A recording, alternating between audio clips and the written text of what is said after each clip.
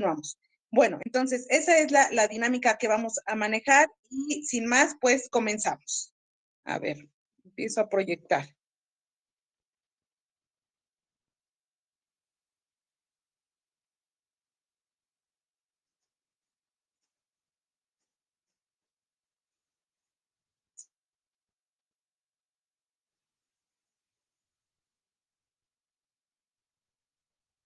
Bien, en lo que se empiezan a proyectar las diapositivas, primero, antes que nada les comento, siempre me gusta comentar por qué elijo el tema que voy a dar. Y este tema en particular lo elegí porque me he dado cuenta que normalmente se asocia el trastorno de la esquizofrenia con la violencia. Es muy a menudo que la gente cree que por ser esquizofrénicos o padecer alguna psicosis, la persona puede ser peligrosa, ¿no? O es un riesgo para la sociedad. Y bueno, eso no es cierto. Ahorita lo vamos a ver, o voy a explicar solamente en qué situaciones suele ser. Entonces, por eso es que elegí este tema, para quitar un poco de tabúes, ¿no? De prejuicios o estereotipos que tenemos en relación con esta enfermedad. Permítanme, es que no le di aquí. Bien. Ok, perfecto.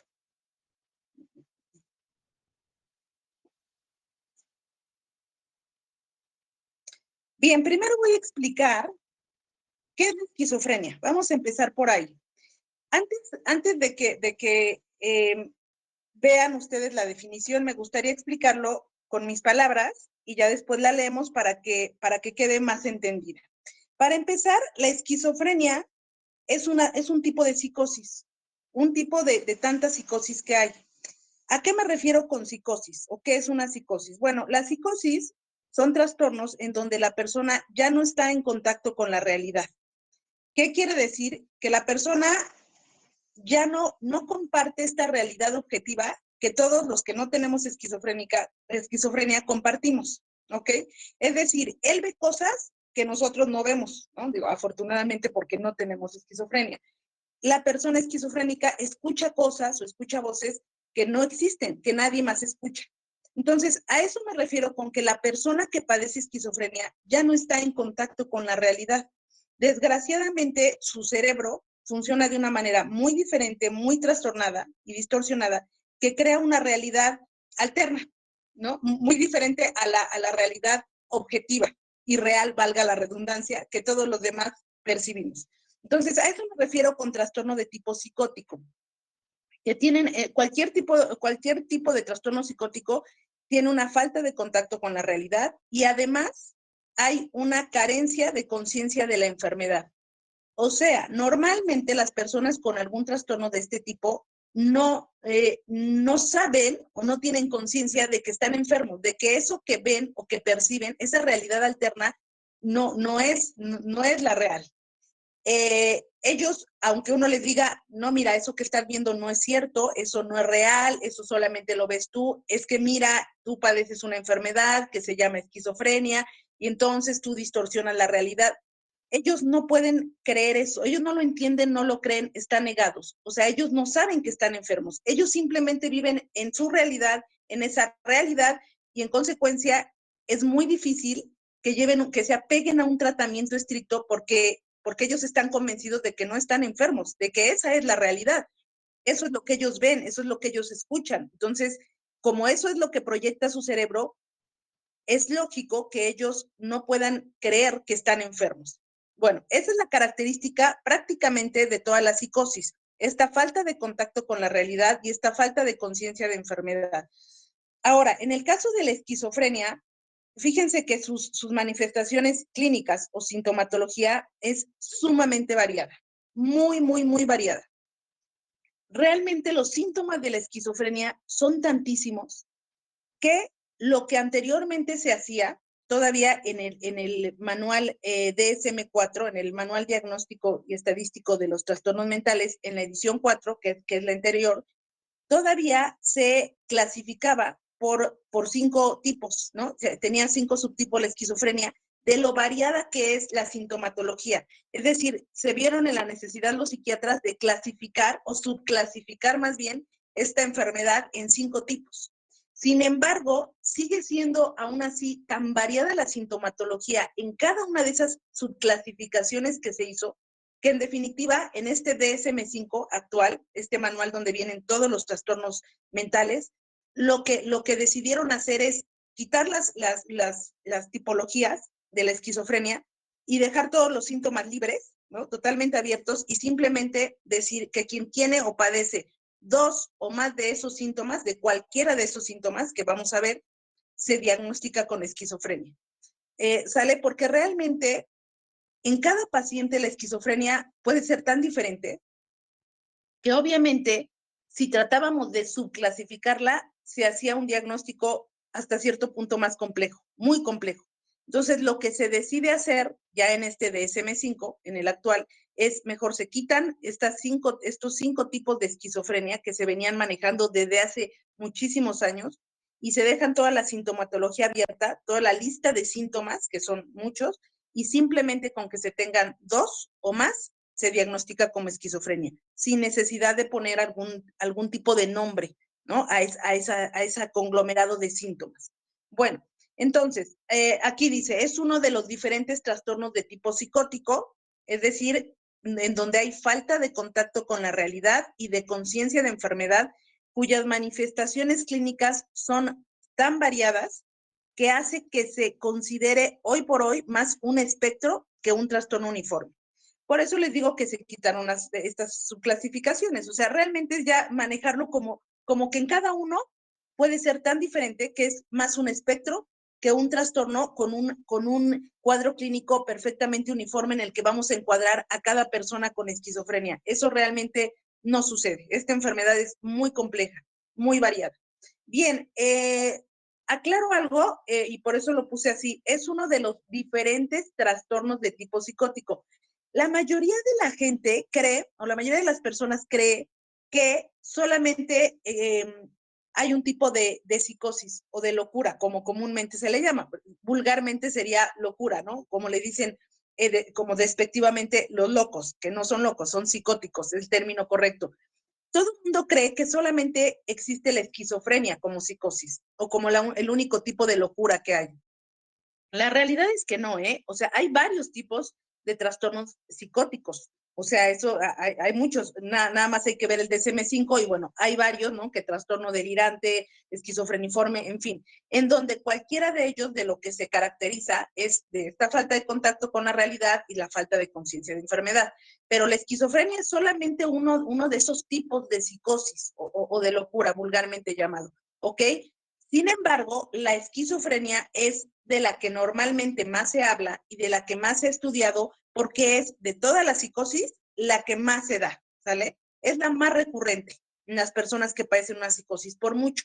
La esquizofrenia es la que se da muy, muy a menudo, ¿sale? Bien, cuando hablo de manifestaciones clínicas muy variadas o síntomas muy variadas en la esquizofrenia, les puse entre paréntesis todas las esferas que se ven afectadas con estos síntomas. Fíjense nada más, por eso les digo que es muy compleja y muy amplia. Hay síntomas en la esfera sensoperceptiva. ¿Qué es esto de sensoperceptiva? En esta esfera que tiene que ver con lo que percibimos a través de nuestros sentidos. Por eso es sensoperceptiva. Es decir, eso que vemos, escuchamos, olemos, sentimos, ¿no?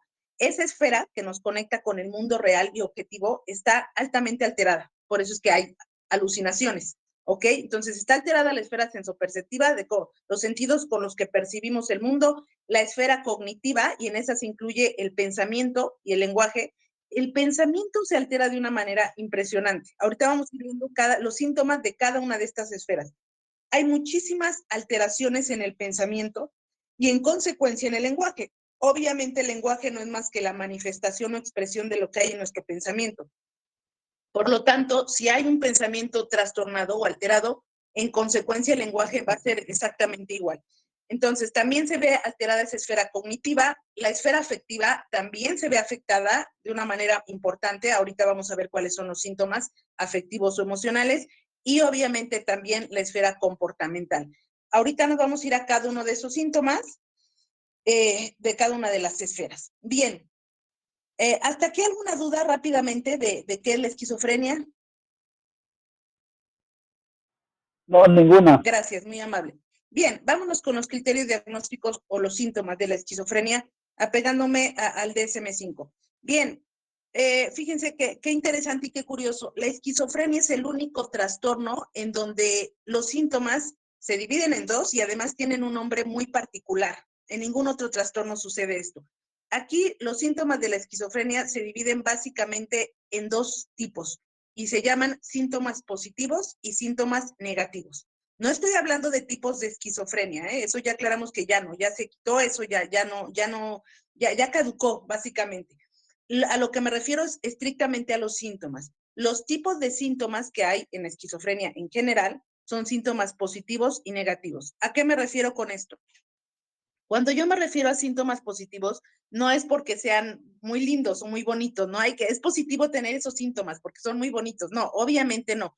Cuando decimos la palabra positivo, nos referimos a un agregado o al signo de más, ¿no? Más que nada es a eso, porque es un agregado o estamos hablando de algo aumentado, ¿sale? O sea, que es positivo, es positivo por el signo de más.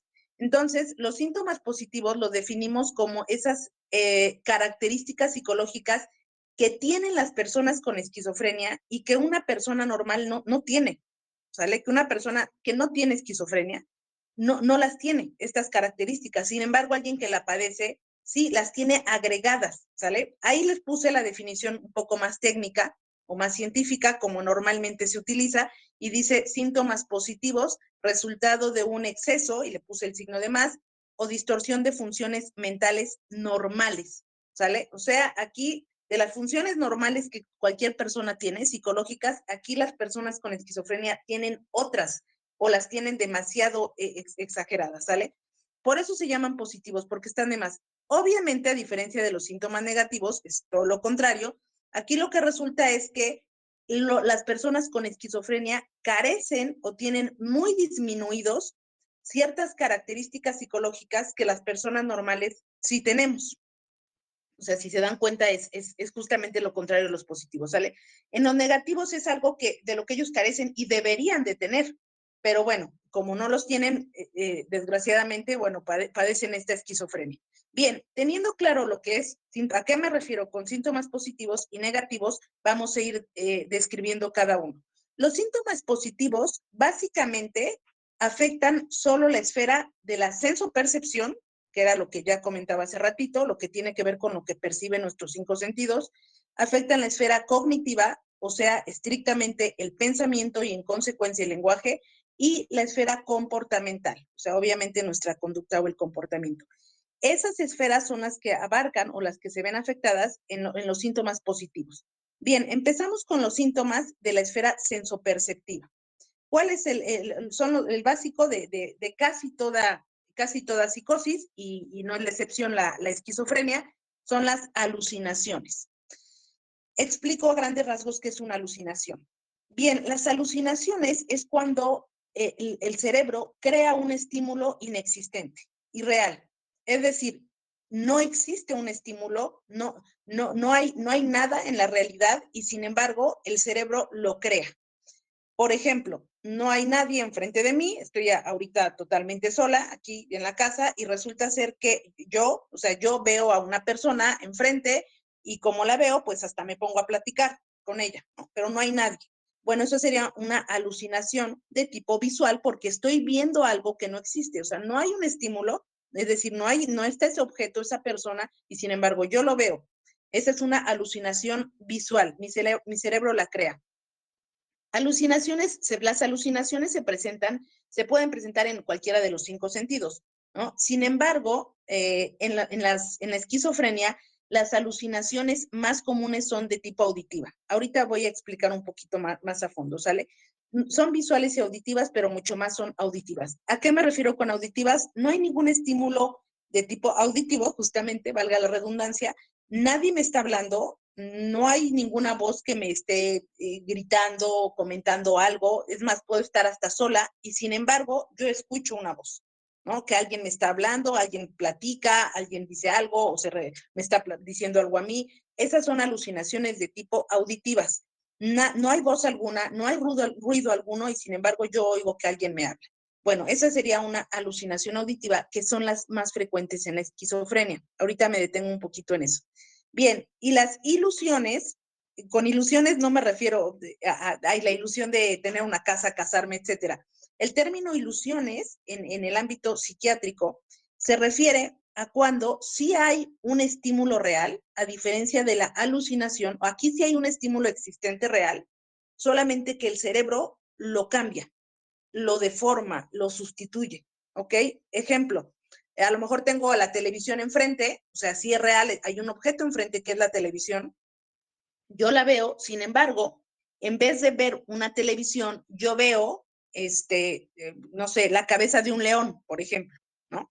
Y entonces, pues obviamente me espanto porque yo veo la cabeza de un león que está a punto de venirse y comerme, por ejemplo. Es decir, ahí sí hay un estímulo real, no es que no hubiera nada y mi cerebro lo creó. Ahí hay un objeto y lo estoy viendo, nada más que yo no veo lo que es, sino mi cerebro lo transforma, lo cambia por otro. Eso es una ilusión. En este caso sería una ilusión de tipo visual. ¿Por qué? Porque estoy viendo algo, pero mi cerebro lo cambia. También hay ilusiones auditivas en cualquiera de los sentidos, ¿no? No sé, alguien me está platicando algo, o sea, es real, tengo a la vecina platicándome y yo en vez de oír que me platica, yo oigo, por ejemplo, ladridos de perro, por ejemplo. O sea, hay un estímulo real, pero cambio ese estímulo, lo sustituyo por otro. En fin, así se da en cualquiera de los 5 sentidos. Sin embargo, las ilusiones en la esquizofrenia normalmente solo son de tipo visuales, ¿sale? Voy a pasar ahorita a la otra diapositiva para ir especificando ciertas cosas y me regreso para continuar con los síntomas. Fíjense, en los esquizofrénicos, porque en cada psicosis hay ciertas variaciones, pero en los esquizofrénicos en particular, las alucinaciones, como les digo, normalmente son de tipo auditivas y además normalmente ellos escuchan 2 o más voces dentro de su cabeza, o sea, que les hablan dentro de su cabeza, y que esas 2 voces o más normalmente están hablando de ellos, o sea, de ellos mismos. Los están juzgando, los están criticando o se están burlando de ellos, pero normalmente eso es lo que el diálogo que se maneja en la cabeza de las personas con esquizofrenia, ¿sale? Todo es como juicio crítica hacia su propio comportamiento, pero de esas 2 personas o más que están dentro de su cabeza. Entonces, para ellos es altamente mortificante estar escuchando todo el tiempo juicios o críticas o burlas hacia su propio comportamiento. Es algo que los perturba tanto que muchas de las veces los lleva al suicidio. Esas son los tipos de alucinaciones más comunes en la esquizofrenia. En el caso de las ilusiones, las más comunes son las visuales, ¿ok? O sea, distorsionan los objetos, las personas. O sea, a lo mejor estoy hablando con una persona y yo veo a un monstruo o yo veo a un animal gigante que me va a comer, ¿no? Etcétera, etcétera. O sea, sí hay un objeto, pero lo distorsiono. Y son visuales en el tipo de la esquizofrenia, especialmente en la esquizofrenia. Esos son los síntomas de la esfera sensoperceptiva más comunes. Ahora, los síntomas de la esfera cognitiva o del pensamiento. Los más comunes en la esquizofrenia son las llamadas ideas delirantes o delirios. Cualquiera de los dos es correcto y es lo mismo.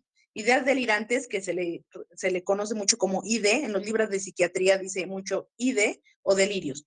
¿Qué son las ideas delirantes? Son creencias totalmente falsas o erróneas de la realidad, pero de las cuales la persona tiene un convencimiento absoluto. No hay manera alguna de convencerlo de lo contrario. Así le ponga uno muestras científicas, ¿no? Médicas, lo que quieran, de mira, eso que tú crees no es cierto, no puede pasar, es imposible. Él no hay manera de que lo convenzan de lo contrario, porque precisamente parte de la enfermedad es no tener conciencia de su enfermedad. Entonces él cree que él es el que está bien y ahora sí que los locos son los demás, los que están mal son los demás. ¿Ok? Entonces, las ideas delirantes son eso, creencias totalmente falsas, fuera de toda realidad y de las cuales están plenamente convencidos. Ejemplo, que la persona crea y esté convencida que hoy en la tarde van a venir los ovnis por él y se lo van a llevar para hacer un experimento. Esa es una idea delirante, ¿ok? O sea, él jura y perjura que sí, los ovnis, yo sé y tengo la convicción y hoy vienen por mí y me llevan. Entonces viven un miedo tremendo porque hoy lo llevan los ovnis, ¿ok? Esas son ideas delirantes.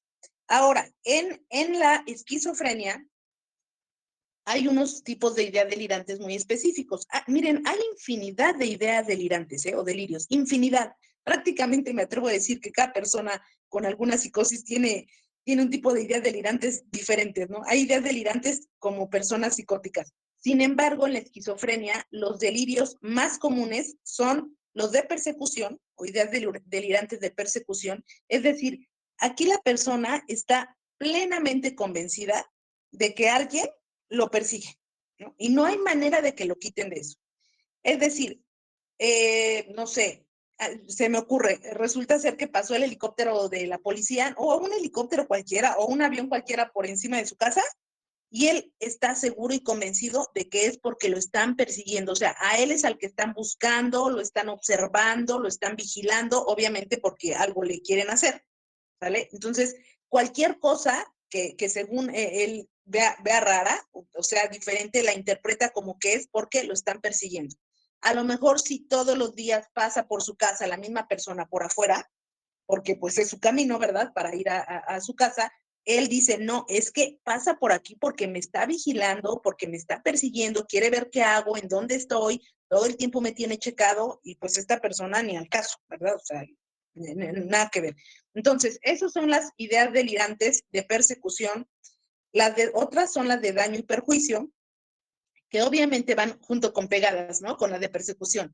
La persona con esquizofrenia cree y entiende que si lo persiguen es porque pretenden hacerle algún tipo de daño o perjuicio. Entonces, siempre, él normalmente cree que alguien le va a hacer daño. Esta idea delirante en particular, que es de las más presentes en las personas con esquizofrenia, es bien delicada porque muchas de las veces los lleva incluso a dejar de comer, porque ellos creen que su familia, ¿no? Su mamá, no sé, la que hace la comida o el que hace la comida, los va a envenenar. Entonces, es muy común que dejen de comer porque siempre están pensando convencidamente que los van a envenenar. Y entonces no comen y llegan a estados de desnutrición muy elevados, entonces ahí hay que administrar medicamentos y todo, o pueden creer que, no sé, igual que el vecino pretende secuestrarlos y entonces no salen de su casa, cierran cortinas, ventanas, todo, o sea, pueden pasar así meses con la angustia y el temor de que los vea el vecino porque si no los secuestran. Entonces son ideas muy perturbadoras para ellos. Otro tipo de ideas o delirios que tienen son las ideas de grandeza. Muchos de ellos creen o están convencidos de ser algún personaje muy famoso, ¿no? O muy reconocido.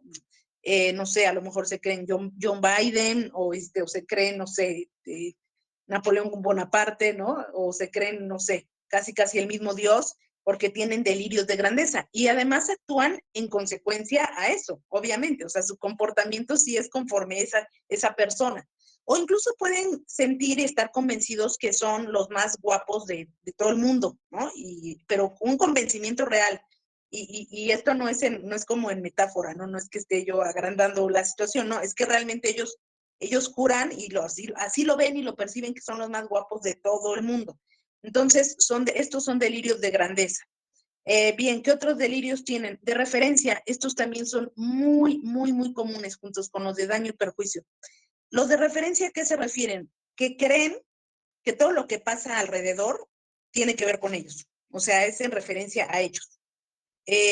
Ven platicar a dos personas y ellos juran que están hablando mal de ellos. E incluso no solo este tipo de situaciones donde, bueno, a lo mejor lo que hizo el otro era dirigido para mí, sino cosas más, todavía mucho más delirantes como, por ejemplo, hay un tsunami, ¿no? En tal lugar. Es que ese tsunami iba dirigido contra mí. Yo lo sé que Dios, la naturaleza, el universo lo envió para matarme a mí de la peor manera. O sea, llegan a esos grados de delirios. O sea, cosas que obviamente no pueden ser, nunca serían, ¿no? Reales. Sin embargo, ellos así lo viven y están convencidos de eso. O si a lo mejor hay una balacera en la esquina de su casa, porque es una colonia en la que asaltan mucho, ellos dicen, no, es que realmente esas balas eran dirigidas para mí, querían matarme a mí. Entonces eso es el delirio de referencia muy común en ellos. Otro tipo de delirios, los de influencia. Aquí ellos creen que su comportamiento es influido por alguna fuerza extraña, ¿no? Por algo energético, cósmico. Por ejemplo, ellos tienen mucho conflicto con ciertos aparatos electrodomésticos, ¿no? O sea, están viendo la tele y creen que como que hay energía que les puede pasar, ¿no? Y se les introduce y entonces pueden llegar a influir en su comportamiento. O sea, estas fuerzas les dicen cómo tienen que comportarse. O si algún aparato tiene una antena, o si prende un foquito, o si hace un ruido, ellos ya en ese momento creen que están convencidísimos de que es una especie de energía o un rayo que está dentro de ellos que les va a decir cómo tienen que comportarse.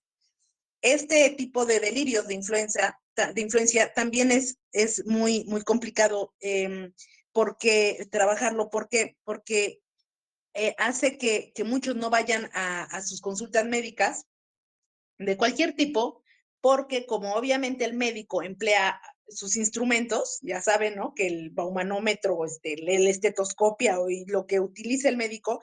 Entonces, imagínense lo que para ellos implica, para un esquizofrénico que tiene delirios de influenza, implica que saquen el estetoscopio para ponérselo acá y oír pulmón, corazones. O sea, para él es una angustia. De hecho, no lo permite, no se deja, ¿no? O sea, ya parece que van a poderlo llevar con un doctor, porque lo que él cree y piensa y está plenamente convencido es que algo en ese momento le van a introducir a través del aparato, o el aparato tiene ciertos rayos o poderes que se van a introducir en él y entonces le va a dirigir su comportamiento. Esos son los delirios de influencia. Otros delirios son los místicos o religiosos. Bueno, ahí ellos creen creen que tienen algún poder, ¿no? Espiritual muy fuerte. Muchos dicen que son enviados, el nuevo Mesías, ¿no? Enviado por Dios. Muchos sienten que son ángeles, arcángeles, qué sé yo, ¿no? O algún santo, no sé, cosas que tienen que ver con el ámbito religioso. Ellos así creen, y hay quien cree que es Dios, que por supuesto, ¿no? Cree que es Dios y incluso se visten con su túnica, ¿no? Y predican y cosas por el estilo. ¿Por qué? Porque tienen delirios místicos o religiosos. Bien, otros, los últimos más comunes de la esquizofrenia, delirios de negación o nihilistas. Aquí la persona está plenamente convencida de que no existe algo, y con ese algo es desde no existe él. En esquizofrénicos es muy común oír que él dice que está muerto. O sea, él cree que ha dejado de existir, que ya se murió, ¿no? Muchos dicen, no, es que yo estoy muerto, ¿no? Y según ellos sienten que ya se están descomponiendo, que están en estado de descomposición. Ellos creen eso. O sea, niegan su propia existencia o niegan que están vivos. Pueden negar incluso la existencia de algún país o del planeta entero, de algún continente. Dicen, no, es que ayer dejó de existir África, ya no existe el continente africano. O sea, cosas, todo lo que tiene que ver con la negación de algo que no podría dejar de existir, obviamente. Bueno, esos son los delirios de negación o nihilistas. Este tipo de delirios son los más comunes en ellos. Hay muchos más delirios, delirio de celos, delirio hipocondríacos, muchos, pero estos son mucho más específicos de los esquizofrénicos. Bien, me regreso para seguir. Otros síntomas de la esfera cognitiva o que tienen que ver con el pensamiento. Un síntoma es el pensamiento sonoro. Ellos, los que tienen esquizofrenia, según ellos, y su cerebro y su cabeza, escuchan sus propios pensamientos y los escuchan en voz alta, por así decirlo, como si tuvieran altavoz. Y entonces ellos creen que todos escuchan lo que está pensando. Entonces, imagínense qué problema, porque el pobre, o sea, si tiene en algún momento pensamientos, no sé, agresivos o pensamientos sexuales o pensamientos no muy adecuados, culturalmente hablando, pues él se perturba porque él cree que todo mundo ya se enteró porque sus pensamientos se escuchan. Obviamente, pues eso no es posible. Quizá alguno de estos síntomas que les describa les cueste mucho trabajo entenderlo, así como, pero ¿cómo? O sea, pero él los oye, es que, digo, afortunadamente ni siquiera yo hay cosas que pueda explicar también, porque afortunadamente nunca lo he vivido, ¿verdad? Nunca lo he sentido, y son síntomas tan extraños y tan únicos de las personas con este padecimiento que realmente solo ellos que lo viven pueden entender bien a bien. Pero ellos, para ellos, todo el mundo escucha sus pensamientos, porque tienen como voz o altavoz y se escucha en todos lados. Ese es el pensamiento sonoro. Otro síntoma es el robo del pensamiento. Ellos sienten que alguien les roba su pensamiento. Puede alguien, a lo mejor ellos están platicando con alguien y se les queda viendo fijamente esta persona y ellos sienten que la persona les está quitando su pensamiento, ¿no? Que se lo roban. Y entonces ellos dicen, es que ya no puedo pensar, ya no puedo hacer nada porque ya no sé qué voy a hacer si no tengo pensamiento. Él se los llevó. Ese es el robo del pensamiento. Cosa rarísima, ¿no? Uno no lo puede entender. Dice, pues, ¿cómo? O sea, ¿cómo te van a robar el pensamiento si ya desde que tú crees eso ya lo estás pensando? Pues sí, pero no, esto es una alteración sin lógica alguna, totalmente distorsionada en todos los aspectos. Entonces, ellos creen que la gente le roba el pensamiento. De hecho, hay algunos esquizofrénicos, y yo me acuerdo hace muchos años, cuando era niña, veía una caricatura, no me acuerdo cuál, y la busqué hace rato y miren que no la encontré. Pero había una caricatura en donde uno de los personajes tenía esquizofrenia y usaba una cacerola en la cabeza, lo cual es común, ¿eh? O sea, algunos esquizofrénicos, me ha tocado ver algunos esquizofrénicos que usan o una cacerola o una basinica, literal, o hay incluso algunos que se ponen como papel aluminio en la cabeza, porque según ellos, esa es la manera de proteger sus pensamientos, de que no se lo roben. ¿Ok? Entonces ya con eso, según ya están más tranquilos ellos. Bueno, ese es el robo del pensamiento. Otro síntoma, inserción del pensamiento. Obviamente es todo lo contrario. Aquí la persona cree que alguien le va a introducir o insertar sus pensamientos. Y entonces ellos dicen, es que lo que yo hago no es lo que yo quiero hacer. No, no es mi comportamiento, es que es resultado de que él me metió sus pensamientos aquí y entonces yo en consecuencia tengo que hacer eso, pero no es lo que yo quiero hacer, no es lo que yo pienso. Entonces ellos sienten que les insertan los pensamientos otras personas. Otro síntoma, bloqueo del pensamiento. Aquí la persona está hablando normal y de repente de la nada se queda callada. O sea, sí, enmudece, pero así de la nada se queda totalmente corta la idea. ¿Por qué? Porque ellos tienen un bloqueo de pensamiento. O sea, literal, se les corta el pensamiento. Ahí sí, para que vean, se les corta el pensamiento, se quedan en blanco, sin decir nada. Tarda normalmente un par de minutos y regresan. Cuando regresan, ellos no se dan cuenta, obviamente. Cuando regresan, a veces retoman en lo que se quedaron, la frase, el tema de lo que estaban hablando, y a veces no, ya regresan y hablan de cualquier otro tema, ¿sale? Pero eso también es muy común en las personas con esquizofrenia, que tienen mucho bloqueo del pensamiento. Y como eso se manifiesta en el lenguaje, obviamente, pues están hablando y de repente se quedan así callados, ¿no? Y luego lo retoman. Bien, otro síntoma es la perseveración del pensamiento. Con perseveración nos referimos a algo insistente, ¿no? Algo que es perseverante o insistente. Este síntoma consiste en que les cuesta mucho trabajo a veces cambiar de tema. O sea, ellos se quedan en ese mismo tema y no lo sacas y no lo sacas y no lo sacas. Entonces, ya la familia cambió de tema, a lo mejor primero dijeron, ay, el día está muy lluvioso, hace frío. Y entonces ya le empieza a hablar del clima y la lluvia y ya los demás empiezan a hablar de otra cosa y el desayuno y cómo te fue en el trabajo. Y a él no puede hablar de otra cosa que no sea, y entonces llovió y sentí mucho frío y ahorita hace calor, pero quizá en la noche vuelva a llover y ya todos están hablando de otra cosa y a él no lo sacas de ese tema. Esa es la perseveración del pensamiento. Otro síntoma, descarrilamiento del pensamiento. O sea, empiezan a hablar de una cosa y se van y van perdiendo el hilo poco a poco hasta que terminan hablando de otra cosa y ya no entendió uno nada, ¿no? Dijo uno, pues si no estábamos hablando de eso, pero ellos simplemente van cambiando poco a poco hasta que terminan hablando de otra cosa que no tiene absolutamente nada que ver, ¿sale? Obviamente de esto la persona no es consciente, ¿no? Y es parte de no tener conciencia de la enfermedad. Estos son síntomas no que él conscientemente cree, ¿no? O sea, que diga, ay, ay, creo que ya me fui, me perdí del hilo de la conversación, ya me fui. No, él ni cuenta se da, él simplemente su cerebro hace este tipo de reacciones tan anormales, ¿no? A nivel de pensamiento y en consecuencia del lenguaje. Bien, ese es el descarrilamiento del pensamiento. Tangencialidad del pensamiento. Como dice, ¿no? Es que te pregunto algo y te vas por la tangente.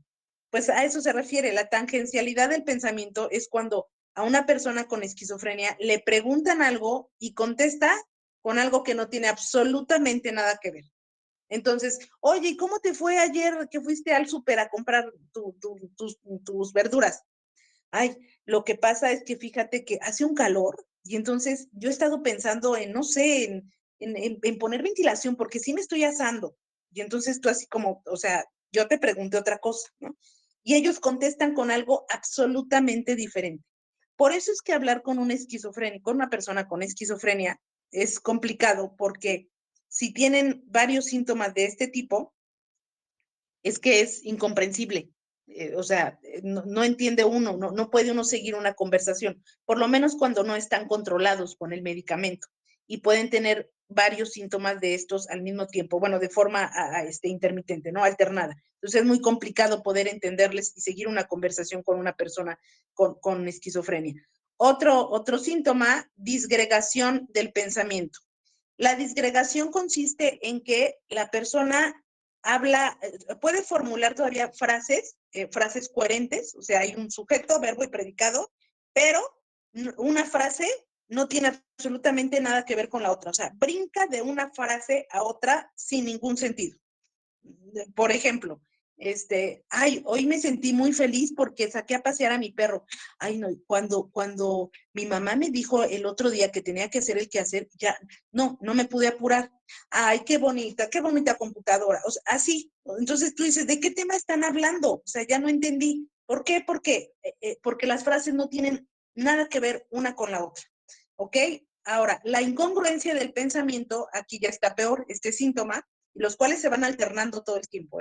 En la incongruencia del pensamiento, incoherencia del pensamiento, la persona ya ni siquiera logra armar frases, sino que son palabras sueltas. Entonces, obviamente, no tiene nada de sentido lo que dice, ¿no? Entonces, es así como, la luna cayó porque el perro, ay, no, mi mueble, la computadora. Y entonces, ay, sí, el agua. Entonces, no entiendes nada porque ni siquiera pueden armar una frase. Esa es la incoherencia del pensamiento. Esos básicamente son los que comúnmente se presentan en las personas con esquizofrenia. Ahí también incluye algo que a menudo les pasa, aunque no son síntomas como graves o que haya que tomarles demasiada importancia, pero en esa misma esfera cognitiva también se presentan los conocidos déjà vus o jamais vu. El déjà vu es cuando, recuerden ustedes, yo creo que ya lo han escuchado, lo saben, el déjà vu es cuando la persona tiene la sensación de que ya vivió eso que está viviendo o que ya conoce o ya había estado en ese lugar donde acaba de llegar. Son sensaciones momentáneas, instantáneas, y entonces de repente la persona se queda, ¿sí será? Creo que ya estuve acá, así lo siento, así lo percibo. A muchos de nosotros nos ha pasado, eso es relativamente común, sobre todo en la infancia y en la adolescencia, hay más frecuentemente déjà vus.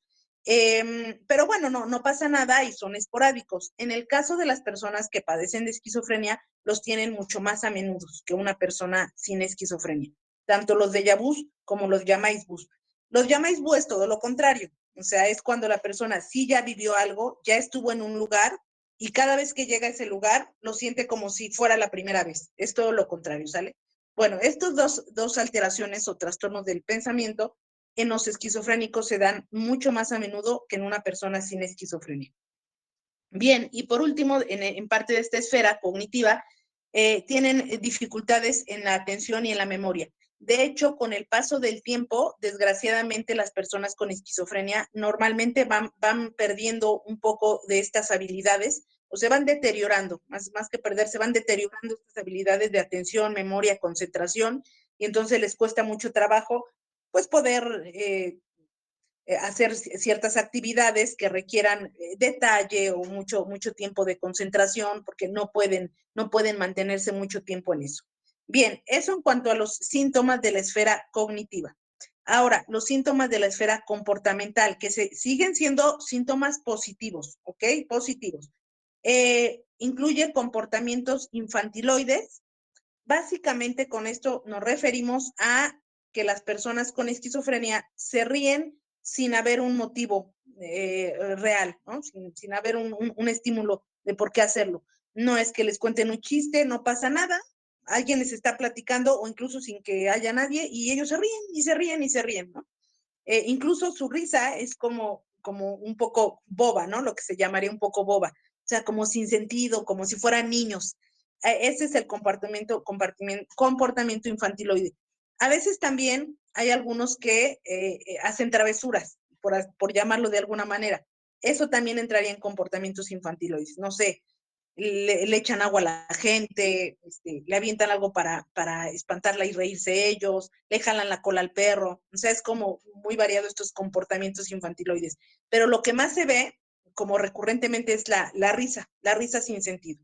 Bien, otros comportamientos también son los comportamientos llamados catatónicos. A ver, aquí me voy a esta diapositiva para poder explicar.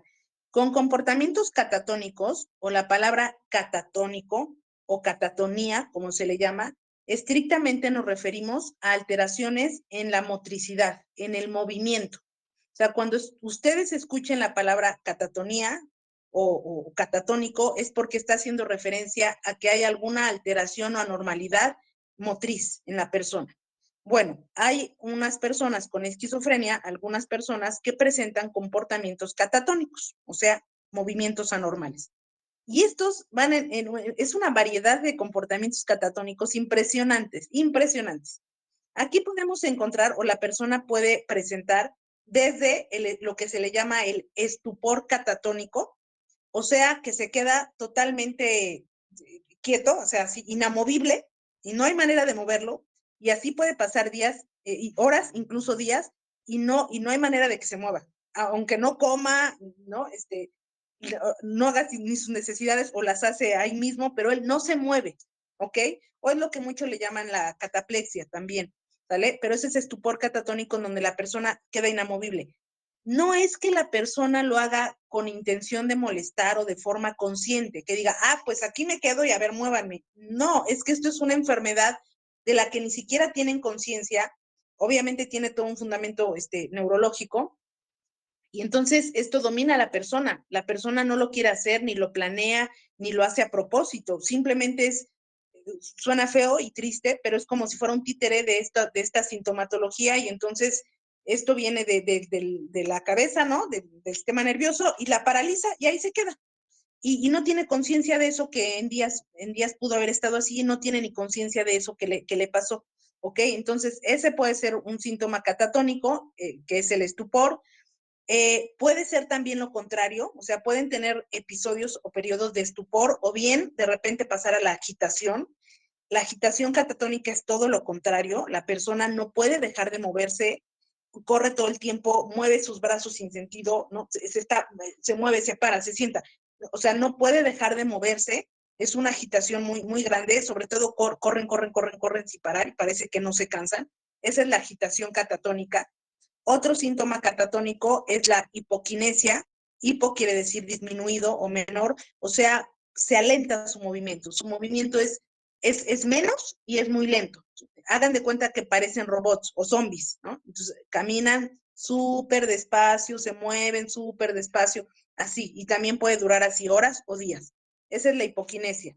Otro síntoma catatónico puede ser el negativismo. El negativismo se le llama así porque es la negación rotunda a seguir o realizar las instrucciones que alguien le da, obviamente en relación al movimiento. Esto tampoco es voluntario, o sea, no es ni voluntario ni consciente, así por molestar a la persona. Ejemplo, puede estar parado y tú le dices, siéntate, no se sienta, ¿no? Y hace todo lo demás normal, o sea, ahí sí se mueve, camina todo, pero tú le puedes decir, oye, siéntate, por favor. No se sienta. Ese es el negativismo. Incluso es curioso porque el negativismo puede ser de dos tipos, puede ser pasivo o activo. Y el activo es hacer justamente lo contrario a lo que le piden. O sea, el doctor, el médico le puede pedir, levanta tu brazo derecho, por favor, y él levanta el izquierdo. Oye, mueve tu dedo, no sé, mueve tu pie izquierda, mueve el derecho. Ese es el negativismo activo. O sea, se niega a hacer lo que le piden y además hace todo lo contrario. En el negativismo pasivo simplemente no hace lo que le piden, ¿sale? Se niega a hacerlo. Bueno, no porque quiera, sino simplemente así su mente lo controla y así es como es un síntoma que ellos tienen. Bien, otro síntoma catatónico, la flexibilidad sérea. Se le llama sérea porque hace referencia a la cera, por lo maleable que es. En este síntoma la persona toma o adquiere posiciones totalmente extrañas, rarísimas, incluso que van en contra de la gravedad. O sea, fíjense lo que estoy diciendo, cosa extrañísima, ¿no? Dice uno, ¿cómo puede ser esto? Bueno, se pueden poner en un solo pie y con los brazos cruzados y así, pero la cabeza doblada, pero la columna para atrás, o sea, cosa rarísima que diría uno, yo no podría hacer eso porque me caería, ¿no? O sea, una persona sin esquizofrenia hace eso y no se puede sostener. Bueno, la persona se queda en esa postura tiesa y así puede durar días o hasta horas. Perdón, horas o hasta días, ¿sale? Esa es la flexibilidad seria. Por eso es que hace muchísimos años, pues se creía que, que en la esquizofrenia la persona estaba posesionada, ¿no? Por el diablo, poseída por el diablo. Y creían que estaba así, bueno, que era toda demoníaca y que tenía cosas adentro, porque de verdad hay síntomas tan extraños, o sea, pero tan extraños, y uno de esos me atrevo yo a decir que es la flexibilidad seria, que cualquiera que lo ve dices, ay, nanita, o sea, este se está contorsionando y cómo puede quedarse así, ¿no? Qué miedo. Entonces creían ese tipo de situaciones, pero bueno, no son más que los síntomas hoy por hoy muy sabidos y descritos estrictamente de la esquizofrenia. Otro síntoma catatónico es la ecolalia. Ese prefijo eco justamente hace referencia a repetición, ¿no? Al eco, eco, eco, eco. ¿Qué es lo que hacen algunos pacientes con esquizofrenia? Repiten la última palabra o las últimas letras de lo que dice otra persona. Entonces, a lo mejor la otra está hablando y le dice, ay, fíjate que fui al cine y me divertí mucho. Y la persona con esquizofrenia, mucho, mucho, mucho, mucho, mucho. 8, 8, 8, 8. Y a ti cuéntame cómo te fue. Fue. Esa es la ecolalia, ¿ok? Ese también es otro síntoma que se considera catatónico. La ecopraxia es también repetición o una imitación, una copia, pero de movimientos. Entonces, está hablando con otra persona y va copiando exactamente los mismos movimientos que el otro hace, tal cual, ¿no? Como si fuera un espejo. Esa es la ecopraxia. Cosas muy, muy extrañas. Otro comportamiento catatónico, las muecas excesivas, esas obviamente son con la cara, pero demasiado exageradas, muy exageradas. Los manierismos, que son movimientos normalmente con las manos, pero totalmente exagerados, o sea, sí se notan como no naturales o espontáneos. Y las estereotipias. Estas son movimientos repetitivos y sin sentido. El ejemplo que pongo yo de las estereotipias siempre es la chiripiorca del chavo. No sé si ustedes se acuerden, pero ven que movía su pierna, flexionaba su pierna y se quedaba así un buen rato. Nada más haciendo ese movimiento, así sin sentido. Y no paraba. Esa es una estereotipia. También es muy típico de las personas con esquizofrenia. ¿Ok? Obviamente todos esto, repito, no es que lo haga a propósito, ni de forma voluntaria, ni consciente. Él es solamente así, como si fuera un títere y hace todo eso. Él no se da cuenta que lo que está pasando, él no dice, ay, ¿qué me pasa? Dios mío, soy anormal, ¿por qué me quedé así? No, obviamente no. ¿O por qué hago este movimiento? Qué pena. No, obviamente no. Él vive en otra realidad de la que no percibe ni siquiera que eso es anormal, ni lo que le está pasando, ni que esté enfermo. ¿Ok? Bien, esos son los comportamientos de tipo catatónicos que puede haber. Vámonos con los síntomas negativos. Los síntomas negativos solamente afectan la esfera afectiva o de las emociones, nada más. Aquí los síntomas que se presentan son el aplanamiento afectivo o indiferencia afectiva, que es no sentir emociones, estoy totalmente aplanado, estoy siempre exactamente igual, me siento como sin emociones, como vacío, es sentir nada, de emociones, algo muy raro, ¿no? Solamente pues la persona que lo padece lo puede entender, pero por eso se llama aplanamiento o indiferencia afectiva, es estar siempre igual, pero ese igual es sin emoción. De hecho, las personas cuando tienen con esquizofrenia, cuando tienen este síntoma, tienen siempre el mismo gesto, ¿no? O sea, de un aplanamiento, o sea, con nula expresión en la cara, o sea, porque no tienen emoción que mostrar, ¿ok? Ese es el aplanamiento afectivo muy común en las personas con esquizofrenia. La alogia se refiere a una disminución en el lenguaje. Hablan muy poco y hablan lento, o sea, muy pocas palabras, normalmente palabras sin sentido o solamente lo que le preguntan lo contesta, pero así como a cuentagotas y de una manera muy lenta. Es como un aletargamiento muy grande en ellos que se deja ver en la forma en que hablan. La abulia es esta falta de motivación. No hay interés, ya no, sí, ya no hay interés de nada, ya es una es no sentirle, no encontrarle sentido a nada que los motive. Obviamente, este es un síntoma muy peligroso porque muchas de las veces es lo que los lleva al suicidio o a intentos de suicidio, porque ya no tienen motivación absolutamente por nada. Nada los mueve como para decir, ay, qué padre, hoy voy a hacer esto, ¿no? Que me gusta. No, ya no la hay. La anedonia específicamente es falta de placer, o sea, dejan de sentir placer de cualquier tipo, no me refiero estrictamente al sexual, de cualquier tipo. Todas aquellas actividades que antes les generaban mucho placer, o sea, que decían, ay, qué padre, a mí me encanta ir al cine, ¿cómo lo disfruto? Ay, la otra semana me voy al café con mis amigas. Teniendo anedonia, ya nada, no hay disfrute en nada, todo lo hacen como meros robots, como carentes de emociones, ¿no? Pero ya no hay placer ni disfrute en nada, de nada en la vida. Ok, la ambivalencia afectiva. La ambivalencia es cuando la persona tiene dos emociones opuestas prácticamente al mismo tiempo.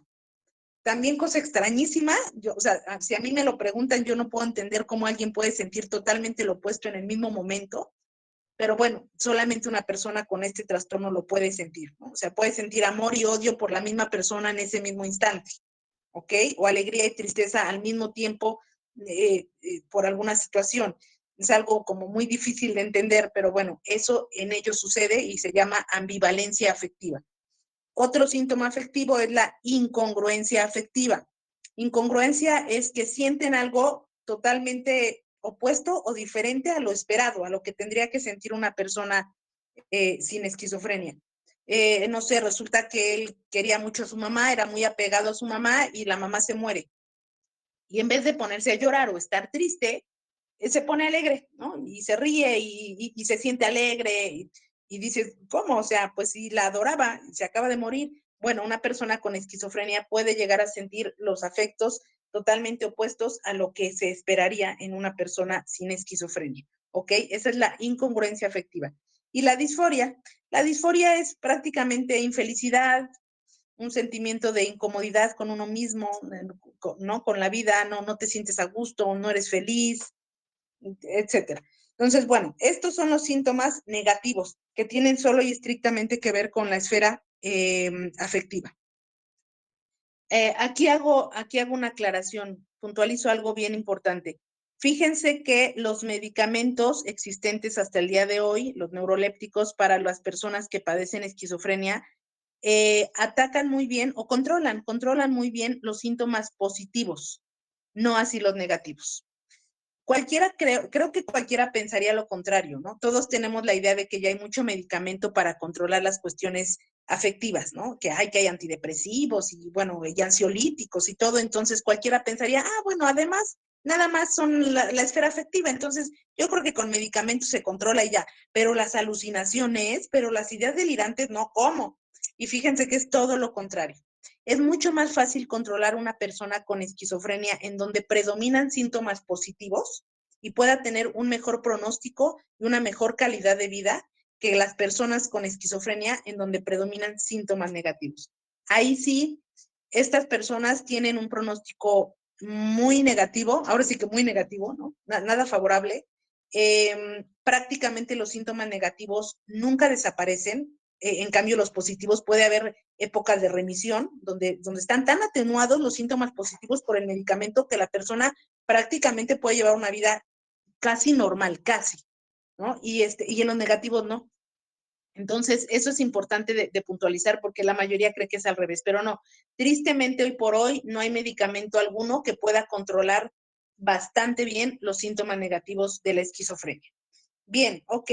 Hasta aquí, ¿alguna duda de la sintomatología?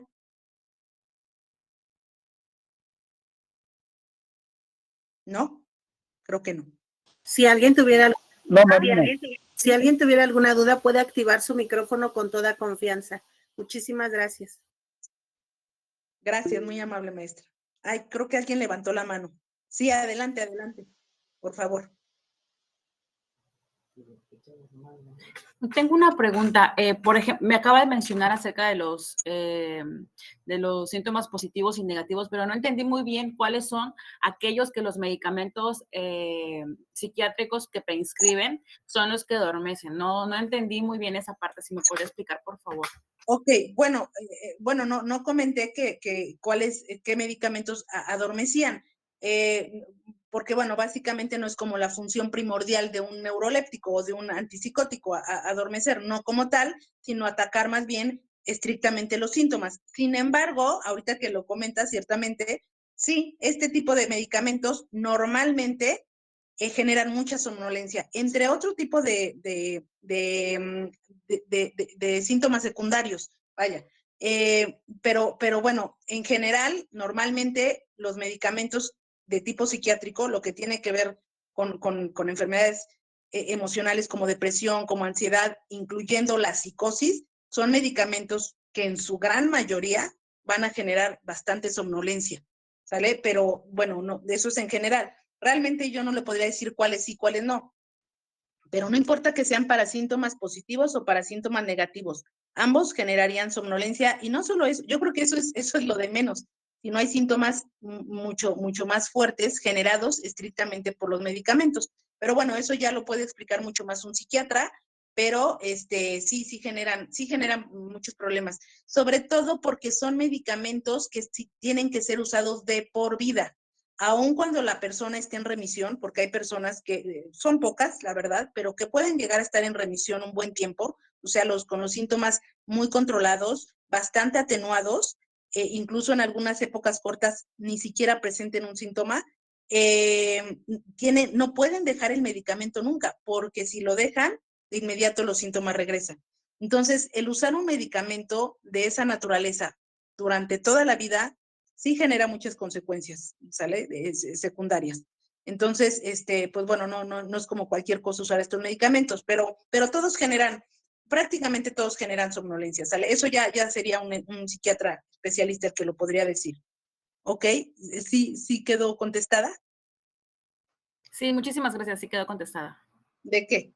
Ok, bien. Pasamos a la etiopatogenia, o sea, básicamente a la causa de esta enfermedad. Bien, como ustedes saben, la esquizofrenia prácticamente pues tiene toda una base biológica. O sea, aquí no podemos hablar de que la esquizofrenia sea resultado de algo psicológico, ¿ok? O sea, que la causa como tal de una esquizofrenia sea no sé, la dinámica familiar, algún trauma fuerte que vivió la persona. No. Ese puede ser el desencadenante, ¿sale? O incluso a lo largo de la enfermedad, ya estando diagnosticada e incluso hasta medicada la persona, estas situaciones de estrés o traumas sí pueden detonar que aún con medicamento tenga episodios psicóticos fuertes, ¿no? O sea, los síntomas se le agraven nuevamente. Pero como tal, la causa de la esquizofrenia no tiene nada que ver con lo emocional, con lo psicológico. Es estrictamente biológica. Bien, ¿cuáles son algunas de las causas? Bueno, para empezar ya sabemos, creo que la mayoría ya lo sabe, tristemente se hereda.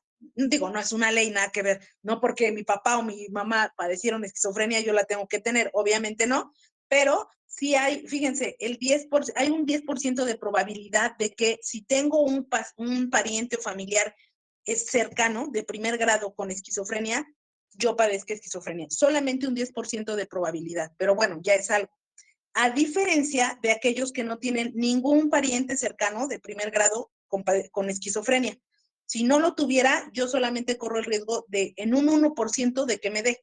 O sea, 9% menos de probabilidad de que yo llegue a padecer esquizofrenia si es que no tengo ningún familiar con la enfermedad. Pero si lo tengo, mi riesgo se eleva al 10%. Entonces, eso nos está indicando y nos hace ver que efectivamente la genética juega un papel importante acá.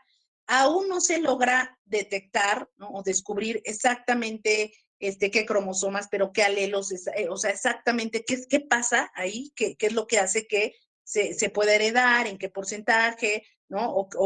En fin, eso todavía no se tiene del todo claro. Es una enfermedad todavía con muchas incógnitas. Sin embargo, lo que sí se nota o se observa es justamente esto, que sí hay mayor probabilidad de padecerla. Si a mí me lo preguntan, bueno, yo obviamente yo no trabajo, la verdad, esquizofrenia como psicoterapeuta, sin embargo, hay terapias especializadas para esquizofrenia, totalmente, pero bueno, yo no la manejo. Sin embargo, sí tengo, bueno, he tenido mucho paciente que son hijos o hermanos de alguien con esquizofrenia y ellos no la padecen, ¿no? O sea, no es una ley, pero algunos otros me han dicho, bueno, sí, es que mi hermano padece, ¿no? Igual que mi papá, pero realmente si me lo preguntan es el menor de los casos. No es una ley que porque ya mis papás tuvieron o alguien así, ya me fregué. No necesariamente. Bueno, afortunadamente. Bien, ahora, ¿qué otra cosa? ¿Qué otras causas pueden generar la esquizofrenia en la vida adulta? Fíjense, hay ciertos factores de tipo ambiental durante el embarazo que vive la madre y que eso puede ser un factor, valga la redundancia, que haga que la persona padezca esquizofrenia. ¿Cuáles son algunos de estos factores ambientales en la madre? Bueno, un estrés prenatal debido a infecciones virales. O sea, que la madre estando embarazada padezca normalmente de influenza y eso le genera un alto estrés por toda la sintomatología, porque además es un virus, ¿no?, que va para todo el cuerpo y eso pone al feto o al producto en un alto nivel de estrés. Eso lo puede hacer proclive, no es una ley, vuelvo a repetir, no es ley, pero sí lo puede hacer proclive a que en la vida adulta padezca esquizofrenia. También el que la madre tenga algún trauma totalmente severo y abrupto de tipo psicológico estando embarazada. No sé, a lo mejor está embarazada y resulta que llegan y le dan una fatal noticia, ¿no? Te acaba de morir tu mamá, ¿no? Así de imprevisto. Ese trauma, sí, por supuesto, se ha notado que puede llegar a generar el vivir algo así en el embarazo, sobre todo en el segundo trimestre, que es cuando ya está terminando la formación del sistema nervioso, es cuando puede llegar a generar una esquizofrenia en el producto a la larga, bueno, en su vida adulta. También la desnutrición en la madre, obviamente durante todo el embarazo, y ya a la hora del parto puede llegar a generarlo también la hipoxia, o sea, una baja de oxígeno, ¿no? Falta de oxígeno en el producto a la hora del nacimiento, también lo hace proclive al producto a padecer a la larga esquizofrenia, igual que algún trauma de tipo obstétrico. Ustedes recordarán, creo que afortunadamente eso ya no se usa, si no corríjanme, pero ustedes se acordarán que todavía hace pues algún par de años se usaban los famosos forceps, que son estas pinzas, y creo que hasta eran de metal, después creo que ya las cambiaron de plástico o algo así, en donde si no salía el producto lo jalaban de la cabecita con estas pinzas para que saliera. Eso se comprobó a la larga que genera daños, porque obviamente el cerebro no está formado al 100 cuando el producto nace, y a la larga puede llegar a generar esquizofrenia. Bien, entonces, esos son algunas de las situaciones, de los factores ambientales en la madre que puede llevar a generar esquizofrenia futuro. ¿Por qué? Porque, bueno, ahí marco estas situaciones que puse ya son muy demasiado neurológicas, pero de todos modos las nombro, más vale, si no, ahí las tienen para cuando las necesiten ocupar. Estos factores, ¿qué van a generar? Bueno, una disminución del volumen global de la masa encefálica, vaya prácticamente, ¿no?, del cerebro y el encéfalo, hay una disminución global a consecuencia de estos factores ambientales y eso es lo que neurológicamente puede detonar una esquizofrenia futuro. Estos factores también pueden generar una disminución solo de los lóbulos frontales y temporales, y entonces también a la larga pudiera ser que esto desarrolle una esquizofrenia. También una distribución anormal de las neuronas, una reducción significativa del metabolismo de oxígeno, glucosa y flujo sanguíneo en la corteza prefrontal. Bueno, esto ya es muy técnico, muy neurológico, pero bueno, eso es lo que pueden ocasionar estos factores mientras el producto está en la madre o bien a la hora del nacimiento y que a la larga puede detonar una esquizofrenia. Y también hay factores de tipo neonatal, o sea, ya después de haber nacido el bebé, incluso en la infancia, ya más grandecito, 3, 5, 7 años. ¿Y cuáles pueden ser esos factores neonatales para ocasionar una esquizofrenia? Es que esta persona o el pequeño padezca de epilepsia, específicamente una epilepsia que se llama del lóbulo temporal. Hay muchos tipos de epilepsia. Normalmente la gente cree que solo existe en la que la persona convulsiona, cae al piso. No, hay varios tipos de epilepsia. Uno de ellos se llama epilepsia del lóbulo temporal. ¿Por qué? Porque las descargas eléctricas anormales se dan solo y exclusivamente en el lóbulo temporal. Bueno, cuando el niño padece esa epilepsia, esas descargas pueden generar lesiones en este lóbulo temporal y entonces a la larga pueden llegar a desencadenar a detonar en una esquizofrenia. Esos son algunos de los factores que hoy por hoy se tienen más estudiados. Sin embargo, ninguno es ley, no necesariamente tiene que pasar, pero es lo que más cercano se ha descubierto que tiene que ver con el que la persona padezca esquizofrenia en la edad adulta. Bien, ¿hasta aquí alguna duda o comentario? Ok, bien, gracias. Perfecto. Gracias. Gracias. Bien, vámonos con el curso de la enfermedad o su evolución, cómo es que va evolucionando la esquizofrenia. Bien, miren, para empezar, tiene una edad o un tiempo de inicio muy particular, muy especial. Siempre lo aclaro porque luego me dicen mis alumnos, ¿no? Mis pacientes, ay, tengo esta edad, ¿me dará? Entonces ya les digo la edad y como que se tranquilizan algunos se espantan más.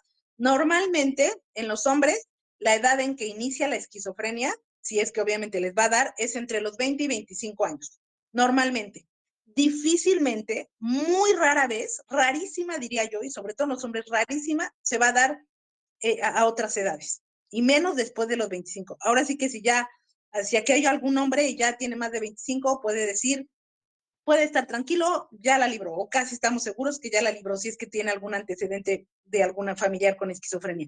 En el caso de las mujeres, empieza se inicia entre los 25 y 30 años de edad. A diferencia de los hombres, en las mujeres sí se puede llegar a dar hasta después de los 40, ¿ok? En los hombres no. En las mujeres es un poquito más común ver que puede empezar a presentar esquizofrenia después de los 40. De todos modos, no es como lo más común. Es entre 25 y 30, pero todavía en ellas puede llegar a pasar. En los hombres prácticamente no. Esas son las edades de inicio. Sin embargo, aquí voy a aclarar algo. Miren, ninguna esquizofrenia empieza así, de un día a otro. O sea, diría yo, nadie se vuelve loco de un día a otro, ¿no? Porque luego mis pacientes me dicen, ay, no me estaré volviendo loca, ¿qué tal que me vuelvo loca? No, bueno, para empezar ni siquiera se darían cuenta de eso porque no hay conciencia de la enfermedad. Pero nadie se vuelve loco de un día a otro, ¿no? Ni padece esta enfermedad así. Estoy normal hoy y mañana empiezo a alucinar y tengo ideas delirantes e ilusiones. No, así no sucede. La esquizofrenia tiene un inicio bastante lento y gradual, ¿sale? No es de manera brusca ni súbita. Empieza poco a poco. De hecho, incluso pueden pasar hasta años para detonarse, o sea, años en que se va gestando o van iniciando ni siquiera los síntomas como tal, sino ciertas características que hacen ver a la persona pues diferente, ¿no? Como que dices, ay, es que él no era así, como que ha ido cambiando, ay, de todo mundo desconfía, ay, ahora cree que todo mundo, no sé, que quiere hacerle algo, o como que, no sé, no confía en la gente. Pero nada más, no pasa de ahí, no llega todavía a un nivel de delirio, ¿no? De persecución o de daño y perjuicio, todavía no tiene alucinaciones, y así puede pasar incluso años, ¿vale? Pero ya empieza con ciertas manifestaciones raras de comportamiento, con depresión, o se empieza a aislar por esta desconfianza y nada más. Entonces, a eso me refiero con que no inicia de manera brusca, es muy lentamente. A esta etapa que yo les describo con estos cambios en su comportamiento, muy sutiles, a veces tan sutiles que ni siquiera la familia les presta atención, se le llama la fase prodrómica. Ahí lo puse, ¿no? Fase prodrómica de la esquizofrenia. Es la primera fase y de verdad puede durar mucho tiempo, meses o incluso años, en donde empieza apenas a manifestarse, a medio empezar a gestarse y a desarrollarse ciertos síntomas. Ya hasta después de ese tiempo, si no fue detectado que era una fase prodrómica de esquizofrenia, si nadie lo sospechó, si él nunca fue al psicólogo, al psiquiatra, si su familia no dijeron, más vale, pues chécate o te llevamos a checar porque no es normal, te vemos un poco diferente. Si nadie le prestó atención a eso, obviamente va a pasar ya a la siguiente etapa, que ya es un brote psicótico agudo, en donde ahí como tal ya podemos decir que empieza la esquizofrenia en toda la expresión de la palabra. Vienen todos los síntomas muy intensos de alucinaciones, ideas delirantes, ilusiones, etcétera, etcétera, etcétera. ¿Sale? Ahí sí ya abiertamente. Y obviamente ya es cuando, pues ya a veces incluso se requiere de internamiento, ¿no? O de ciertos mecanismos físicos para salvaguardar la vida de la persona, ¿no? Contenerla, medicamentos para definitivamente dormirla, bloquearla, tranquilizarla en lo que el antipsicótico le hace, etcétera, etcétera. Entonces, mientras más pronto se detecte y algo se haga, se empiece el tratamiento, se logra que esa fase siguiente ya no sea tan aguda, tan intensa, y ya la pueda pasar de una mejor manera. Bueno, entonces el inicio, les decía yo, es normalmente lento y gradual, y bueno, normalmente comienza con un periodo de aislamiento social, hay alteración en hábitos del sueño, de la alimentación, de la higiene, es lo que les comento, empezamos a ver a la persona diferente, hay un poco de depresión, irritabilidad y suspicacia, ¿no? Como que esa desconfianza o pensamientos inusuales. Así empieza con esta fase prodrómica que puede durar a veces hasta años. Bien, en cuanto a, seguimos con el curso, ¿cómo va a ser su evolución? ¿Cómo va a ir siguiendo? Aparte de estas fases que les comentaba, fíjense, en los hombres el curso o la evolución es mucho más fuerte. Vaya, se agrava mucho más en los hombres, eso está comprobadísimo. La esquizofrenia a un hombre le pega muchísimo más. Tiene mucho más grado de disfuncionalidad. Para empezar, si se dan cuenta, empieza mucho antes que en la mujer. Bueno, no mucho, pero sí algo antes que en la mujer. Entonces, como esta enfermedad no se quita, no se cura, solo se controla, pues obviamente todo el resto de su vida la va a padecer. Y esto implica que la viva y la sufra mucho, bueno, más años que la mujer. Entonces, en los hombres hay mayor disfuncionalidad. Normalmente, de hecho, ellos no terminan los estudios, ¿no? Académicos, normalmente se quedan en la prepa o a veces ni siquiera la preparatoria terminan porque ya empiezan por ahí con la fase prodrómica, o hay quien empieza la universidad pero se queda en el primer año de universidad. O sea, en ellos hay repercusiones mucho más fuertes. Incluso hay más déficit cognitivos, o sea, de memoria y atención, se deterioran más que la mujer, etcétera, etcétera. Así es como evoluciona en el caso de los hombres, es peor que en las mujeres. También la evolución, en algunos casos, que son, me atrevo a decir que son la mayoría, hay exacerbaciones y remisiones. O sea, hay periodos en donde se agudizan los síntomas y hay periodos en que obviamente toman su medicamento siempre, ¿no? Están controlados, y hay momentos en que remiten los síntomas o se aplacan bastante los síntomas. Y otra vez, ¿no? Y pueden tener periodos relativamente cortos, pero bueno, un poquito más estables, con síntomas muy disminuidos, a veces casi desaparecidos, y al ratito cualquier detonante del ambiente que los estrese, vuelve otra vez a exacerbar los síntomas. Y otra vez viene el brote psicótico, alucinaciones, delirios, ¿no? Y hay que suministrar más medicamento o les modifican la dosis, se las ajustan, etcétera. Y ya toman medicamento y otra vez hay una remisión, ya están como más tranquilitos y así. Normalmente es una enfermedad que su curso es así, ¿no? Con exacerbaciones y remisiones. En otros pacientes, prácticamente es crónico el padecimiento. O sea, tristemente, pues ni con los medicamentos se controla y casi todo el tiempo están mal. En estos pacientes es cuando tienen los síntomas negativos, lo que yo les comentaba hace rato. Como el medicamento no tiene tanta eficacia como en los positivos, el curso en los pacientes en donde predominan los síntomas negativos siempre va a ser mucho más, sí, mucho más grave, mucho más intenso, muy difícil de controlar y prácticamente pues permanentes, ¿ok? ¿Qué otra cosa? Y bueno, los síntomas psicóticos tienden a disminuir a lo largo de la vida. Sin embargo, la remisión completa no es habitual. O sea, desgraciadamente no hay pacientes en donde diga uno, ay, pues prácticamente ya no la tiene o ya se curó, ¿no? Ya tiene así meses o hasta un año que ya hace su vida totalmente normal, no le ha regresado ningún síntoma, ni de forma atenuada, nada. No, normalmente eso y tristemente no sucede con esta enfermedad, ¿ok? Tienen que batallar con ella prácticamente toda la vida. Bien, hasta aquí, perdón, hasta aquí alguna pregunta. Tiene levantada la manita Lady Beth. Adelante, por favor. Adelante, Lady. Hola, ay, otra vez yo. Conforme a lo que estaba usted comentando de las edades de inicio y la genética, yo tengo un paciente que tiene esquizofrenia. Va con el psiquiatra me lo refiere, pero el paciente tiene 9 años. Entonces, mi pacientito tiene 9 años y yo siento que le hicieron un mal diagnóstico. Aparte de que no hay antecedentes genéticos, es un niño que según su madre refiere que ha estado, que tuvo una infancia tranquila, no tiene papá, no tiene la figura paterna, nunca lo conoció porque el papá fallece cuando la madre estaba embarazada. Entonces, eso podría ser un factor, pero no un detonante como tal. Entonces,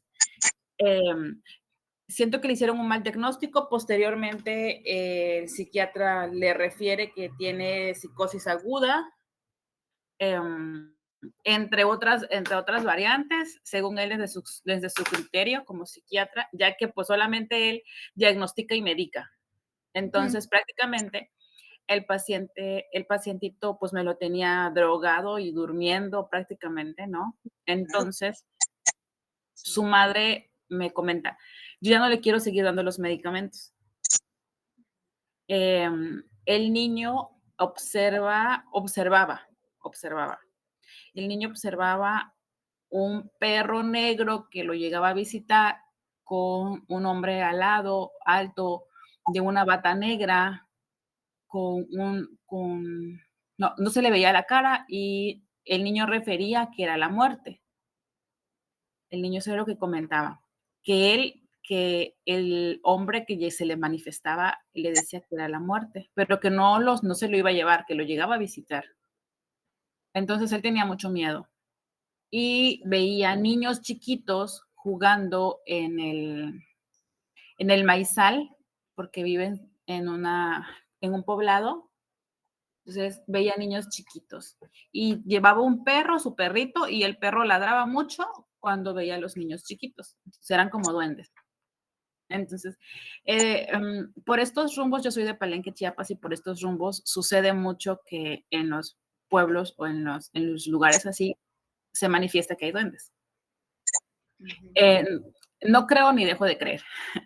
Entonces, el niño empieza a contarme esta parte, que miraba esto, que miraba lo otro, y me decía, ¿usted sí me cree, doctora? Porque el otro doctor no me creía. Digo, sí, sí te creo, claro que te creo. Y empezó a platicar, a hablar, le di la confianza y el niño hablaba. Entonces, llevo ya tratándolo aproximadamente como un mes. Aproximadamente llevo tratando al niño una vez por semana con algunas técnicas conductivas conductuales y realmente veo bastante avance en el niño. Ya no mira cosas. Él va a un evento de una iglesia porque su mamá es cristiana, entonces va a un retiro espiritual de una iglesia y eso al niño le ayudó muchísimo. Su mamá comenta que desde que empezó a orar y a hacer lo que en la iglesia le decía, el niño empieza a dejar de mirar esas cosas. Entonces, el mismo niño comenta que cuando él ora ya no siente miedo, ¿no? La parte de, pues, la espiritualidad y la creencia, ¿no? Entonces, el niño ha avanzado muchísimo, él va a neurología y el neurólogo le dice que, pues, estaba mal el diagnóstico de esquizofrenia, que tampoco tenía psicosis aguda, que no era necesario hacerle la valoración neurológica, aunque yo siento que sí era necesario, pero el neurólogo comenta que no. Y sigue en psiquiatría el niño, sigue medicado, la mamá le quita el medicamento durante 18 días y el niño no presenta ningún síntoma. O sea, el niño tranquilo, jugaba, comía normal y no presenta ningún síntoma. El psiquiatra se reúne conmigo porque me dice, ¿por qué me refutaste el diagnóstico? Bueno, pues porque desde mi conocimiento no está bien el diagnóstico. O sea, entonces me dice, es que aunque no tome los medicamentos, puede pasar hasta años sin medicamentos y no presentar ningún síntoma. Entonces, como que sentí que no iba por ahí. Ahorita el niño yo lo veo bastante bien, bastante tranquilo. Estamos manejando algunos reforzamientos positivos. Él quiere un avioncito, entonces, pero era un poquito malcriado, ¿no? Entonces, para que obtenga, pues se tiene que portar bien. Y el niño va bastante bien, va evolucionando bastante bien con varias técnicas que está utilizando.